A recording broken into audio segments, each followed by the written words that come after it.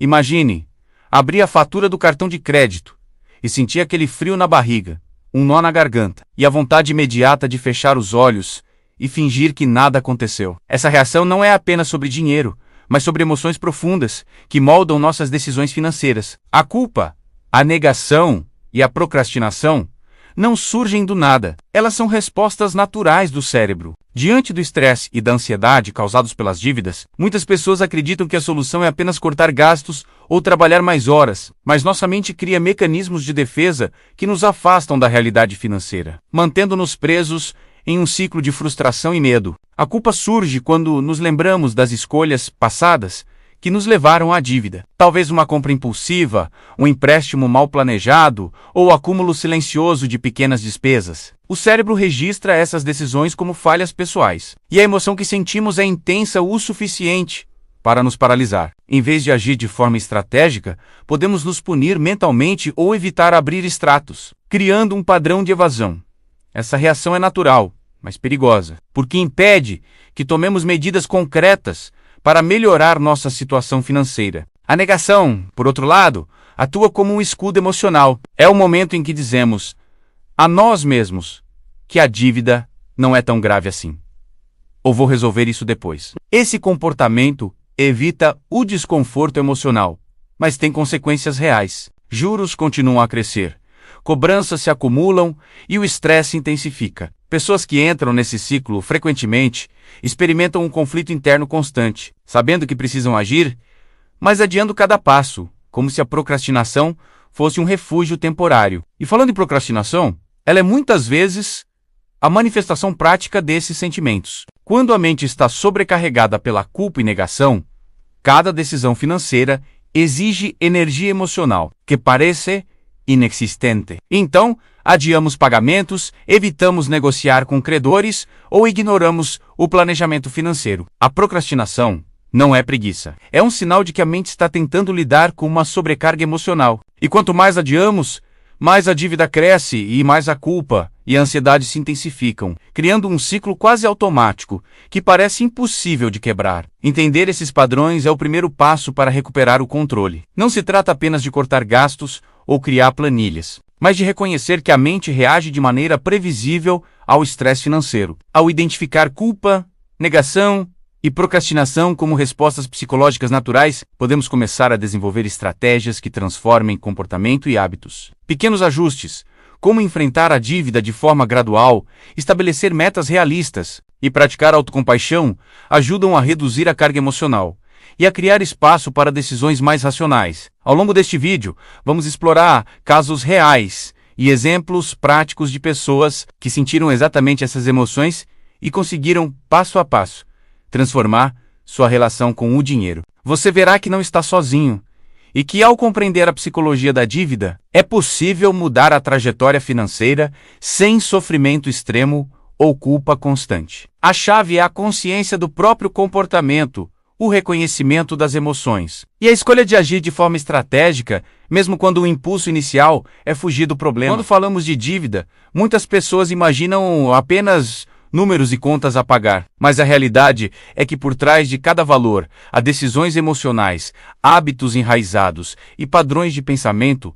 Culpa, negação e procrastinação não surgem isoladas. Elas se conectam e formam um ciclo. Esse ciclo mantém o indivíduo preso a um comportamento financeiro autossabotador. Para compreender isso, precisamos analisar a causa, o comportamento e a consequência de cada reação psicológica. A culpa, por exemplo, é uma emoção poderosa que atua como um sinal interno de que algo não está certo. Imagine alguém que gastou mais do que deveria em compras por impulso ou assumiu empréstimos sem planejamento. Quando chega a fatura ou o aviso de cobrança, o cérebro dispara a sensação de fracasso. É uma reação instintiva que mistura arrependimento e autoavaliação negativa. O problema é que, ao invés de usar essa culpa como motivação para agir, muitas pessoas se retraem. Elas evitam olhar para os extratos e até ignoram ligações de credores. Consequentemente, a dívida cresce, o estresse aumenta e a culpa se torna ainda mais intensa. Esse é o efeito cascata.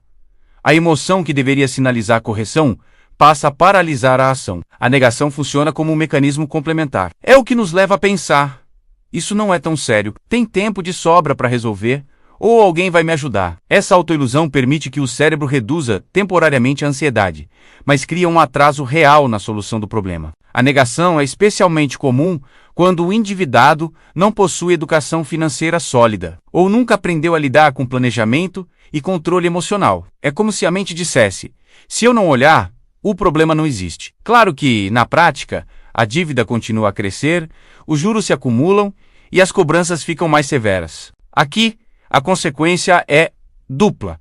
Há o impacto financeiro direto e o aumento da ansiedade, que mantém a pessoa em estado de alerta emocional constante. A procrastinação é a manifestação prática desses dois sentimentos anteriores. Quando a culpa paralisa e a negação adia o enfrentamento, o resultado é a ação postergada. É comum ver pessoas abrindo a fatura do cartão pensando que vão resolver depois, e passando dias ou semanas sem tomar nenhuma decisão. Psicologicamente, a procrastinação é uma forma de reduzir o desconforto imediato. Emocionalmente, é um alívio temporário, mas que alimenta um ciclo negativo. Cada adiamento reforça a sensação de incompetência e culpa, enquanto a dívida continua a se expandir, tornando o problema cada vez mais difícil de enfrentar. Para quebrar esse ciclo, é essencial entender que culpa, negação e procrastinação não são fraquezas, mas respostas humanas naturais. Elas surgem de dois fatores principais: a pressão emocional.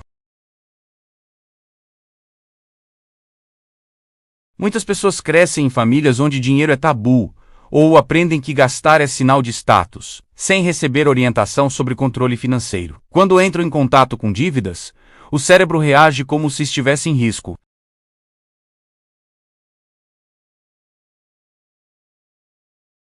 A mudança começa pela consciência emocional. O primeiro passo é reconhecer a culpa sem se punir. Ao invés de se recriminar, é possível observar: sinto culpa porque fiz escolhas que não foram ideais, mas posso agir agora para melhorar. Esse reconhecimento transforma a culpa em motivação, não em paralisia. Em seguida, a negação precisa ser enfrentada com honestidade.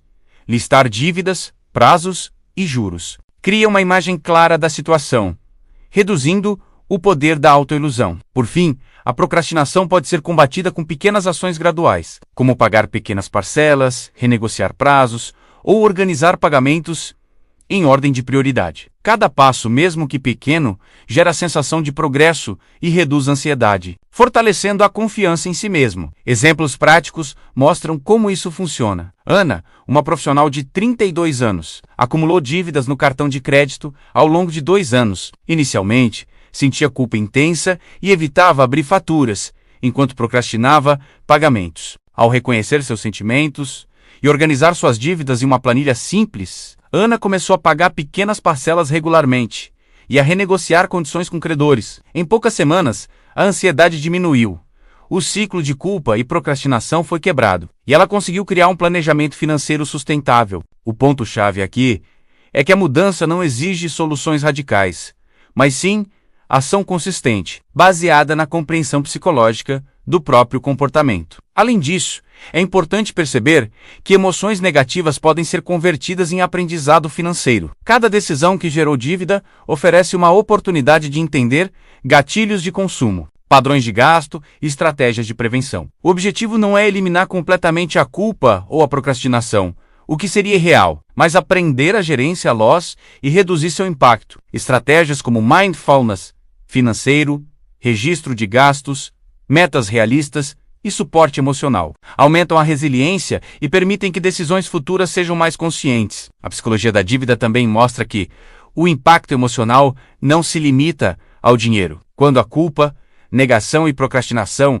dominam o comportamento financeiro. Ao entender a conexão entre mente e finanças, é possível reverter o efeito negativo, recuperando autonomia, clareza e confiança. O próximo passo, portanto, é aplicar conhecimento psicológico de forma prática, enfrentando dívidas com estratégia, empatia consigo mesmo e planejamento consistente. Com isso, torna-se possível quebrar o ciclo emocional que aprisiona tantas pessoas e caminhar rumo a uma vida financeira mais equilibrada e segura. Agora que entendemos como culpa, negação e procrastinação moldam nosso comportamento financeiro, é hora de refletir sobre o próximo passo.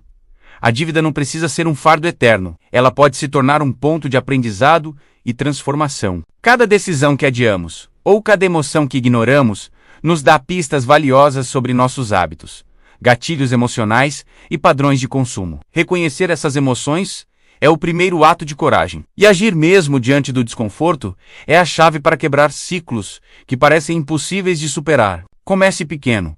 Analise suas dívidas, organize prioridades e estabeleça metas realistas. Não se cobre perfeição, mas pratique consistência. Cada pagamento feito, cada fatura aberta sem medo e cada negociação bem-sucedida é uma vitória psicológica, reforçando confiança e autonomia. Ao transformar culpa em aprendizado, negação em honestidade e procrastinação em ação, você não só melhora sua situação financeira, como também fortalece sua inteligência emocional, criando hábitos que permanecerão por toda a vida. Lembre-se, não se trata apenas de números, mas de entender como sua mente funciona e como você pode usar esse conhecimento a seu favor. Pessoas que enfrentam dívidas com consciência e estratégia não só resolvem problemas imediatos, mas também evitam recaídas futuras, desenvolvendo um relacionamento saudável com o dinheiro. A mudança não acontece da noite para a noite, mas cada passo consistente constrói liberdade, segurança e tranquilidade. Se você quer realmente transformar sua vida financeira,